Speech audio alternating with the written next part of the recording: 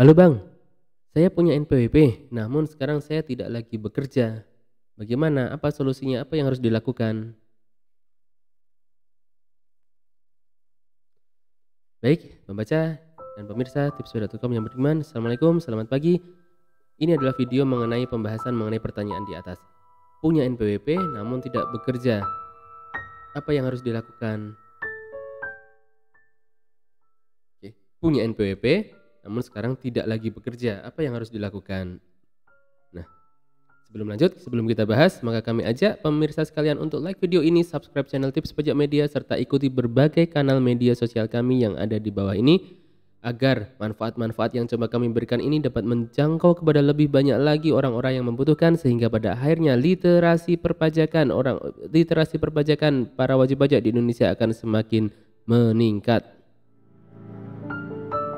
Dan pada akhirnya kita semua dapat menjalankan kewajiban perpajakan dengan baik dan benar serta hemat ya, serta hemat. Kenapa hemat? Karena semua tutorial, semua tips-tips di video ini adalah gratis alias tidak berbayar.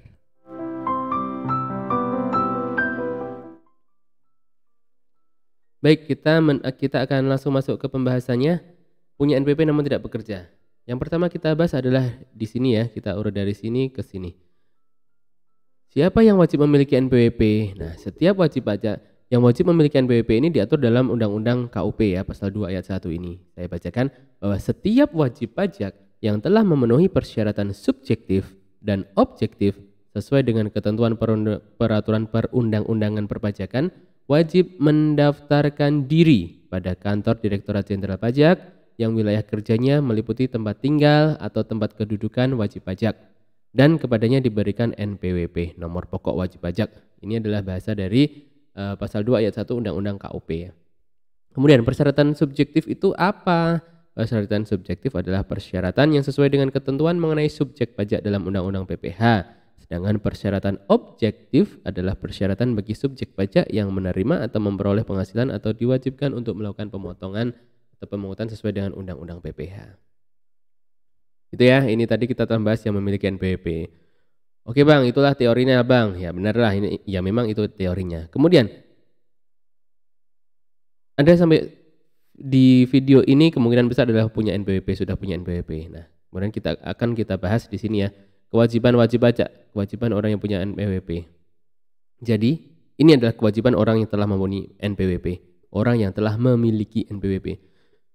Disebutkan bahwa ini setiap wajib pajak wajib mengisi SPT atau surat pemberitahuan dengan benar, lengkap, dan jelas dalam bahasa Indonesia dengan menggunakan huruf Latin, angka Arab, satuan mata uang rupiah, dan menandatanganinya serta menyampaikannya ke kantor Direktorat Jenderal Pajak tempat wajib pajak terdaftar. Kemudian wajib pajak wajib mengisi dan menyampaikan SPT dengan benar, jelas, dan lengkap. Itu pasal 2 ayat 1 dan 4 ayat 1 ya. Jadi bahasa sederhananya adalah setiap orang yang punya NPWP harus menyampaikan SPT tahunan atau wajib menyampaikan SPT tahunan. Bagaimana jika kita tidak lapor SPT tahunan dalam jangka waktu yang telah ditetapkan? Maka tentunya siap-siap akan ada surat cinta dari kantor pajak yang namanya surat tagihan pajak yang akan mendenda atau memberikan Anda sanksi berupa denda Rp100.000 untuk orang pribadi yang tidak lapor SPT tahunan. Itu ya. Next, oke. Ini adalah kewajiban wajib pajak. Nah, kembali ke topik. Oke Bang, saya sudah tahu, saya sudah punya NPWP, saya tahu harus laporan. Namun Bang, sekarang ini saya punya NPWP, namun saya tidak lagi bekerja. Ya, saya tidak lagi bekerja. Dulu itu saya buat NPWP karena saya mengajukan kredit di bank, kemudian karena COVID ini usaha kolaps, sekarang saya nganggur. Bagaimana? Seperti itu. Nah ini oke, kita akan bahas bagaimana jika saya tidak lagi bekerja. Nah jika tidak atau belum bekerja dan tidak punya penghasilan, namun sudah memiliki NPWP, maka yang pertama adalah yang kami sarankan adalah tetap lapor SPT tahunan nihil, ya kan? Tetap lapor SPT tahunan. Kemudian alternatif kedua adalah mengajukan permohonan non efektif. Ya. Kenapa non efektif? Ya, jika kita telah ditetapkan sebagai wajib pajak non efektif, maka kita tidak lagi wajib untuk melakukan pelaporan SPT tahunan setiap tahunnya, gitu ya. Oke, jelas ya. Jadi jika tidak bekerja tapi masih punya NPWP, maka yang perlu dilakukan adalah itu tadi, lapor SPT tahunan nihil atau ajukan permohonan non efektif. Baik, berikutnya kita akan bahas mengenai cara lapor SPT tahunan nihil ya. Jadi untuk lapor SPT tahunan nihil ini adalah, kenapa langsung kami tuliskan nihil? Ya nihil dengan asumsi bahwa Anda sekarang benar-benar tidak bekerja lagi dan tidak punya penghasilan, seperti itu ya. Jadi cara lapornya adalah seperti ini, secara garis besar. Nah ini adalah tampilan SPT tahunan dalam bentuk PDF. Namun sekarang ini nggak bisa lagi ya. Ini sekarang ini untuk pelaporan hanya ada dua cara, yakni manual ke kantor pajak. Manual itu syaratnya jika Anda belum pernah sama sekali melakukan aktivasi layanan online dan pelaporan online. Atau melalui online itu nanti ada beberapa cara, yakni ISPT atau e-form PDF ya. Ini tampilan, ini adalah outputnya seperti ini. Ini saya di sini kami akan memberikan gambaran kalau nihil nanti ngisinya bagaimana ya, gitu ya. Jadi kalau nihil tidak bekerja, maka yang perlu dilakukan adalah seperti ini. Isi SPT adalah dari belakang ya. Isi SPT dari belakang nih. Kita mulai dari 1770 formulir lampiran 4 ini. Lampiran 4 bagian A adalah harta pada akhir tahun. Ini harus dituliskan ya. Hartanya apa, tahun beli berapa, harga beli berapa, dan keterangannya. Kemudian bagian B adalah kewajiban atau utang pada akhir tahun. Diisikan semua utang-utangnya di sini. Dan yang berikutnya C adalah daftar susunan anggota keluarga. Ini juga harus dimasukkan. Nah, kemudian berikutnya ini yang penting di sini. Untuk pedagang yang omsetnya dalam setahun masih kurang dari 4,8 miliar, itu ada objek pajak ini, penghasilan yang dikenakan final atau yang bersifat final. Namanya PP23, nanti diisi. Misal ini omset 1 miliar, maka pajaknya adalah 0,5% atau 5 juta rupiah. Ya, seperti itu. Nah, di sini untuk case ini jika memang kita tidak bekerja, kita tidak punya penghasilan, maka di sini adalah dikosongin semua, nol semua. Ya, nol semua dari ini sampai ke bawah, nol semua. Karena memang tidak ada penghasilan kan. Ya. Untuk kredit pajak yang telah dipotong pihak lain tentunya juga nol karena nggak punya penghasilan.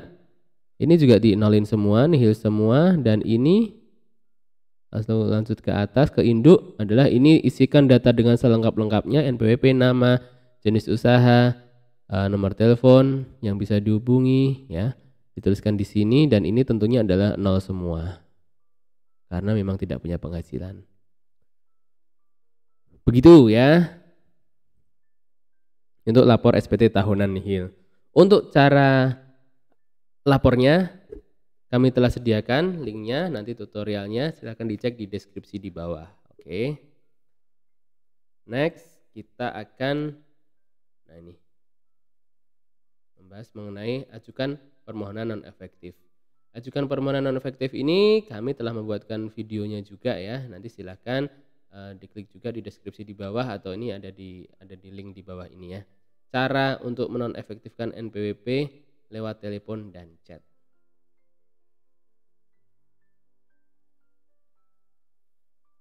Begitu, seperti itu. Itulah keseluruhan pembahasan mengenai punya NPWP namun tidak bekerja. Oh sebentar, untuk non efektif bagaimana ini? Non efektif nanti ikuti linknya YouTube ini aja ya, silakan. Nanti di play aja. Atau ada link YouTube di bawah ini tentang cara mengajukan permohonan non efektif melalui ngechat pajak atau kering pajak.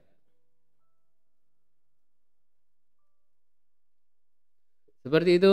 Jadi bagaimana kesimpulannya Bang? Kesimpulannya adalah jika kita punya NPWP namun sekarang tidak lagi bekerja dan tidak punya penghasilan, maka yang bisa kita lakukan adalah dua cara ini. Yang pertama adalah tetap lapor SPT tahunan, tentunya dengan nihil. Dan yang kedua adalah, opsi kedua adalah ajukan permohonan non efektif ini. Lalu Bang Jeja menyarankan seperti apa? Tips pajak menyarankan seperti apa? Nah, saran dari kami adalah lakukan tetap nomor satu adalah tetap lapor SPT tahunan meskipun itu nihil ya, seperti itu aja. Karena kan tidak punya penghasilan itu hal yang tidak kita harapkan kan. tidak bekerja itu kita tidak inginkan kan, suatu saat kita ingin kembali bekerja dan mempunyai penghasilan kan. Nah itu makanya daripada repot-repot mengurus non efektif nanti aktif lagi, mending kami sarankan tetap lapor SPT tahunan. Begitu.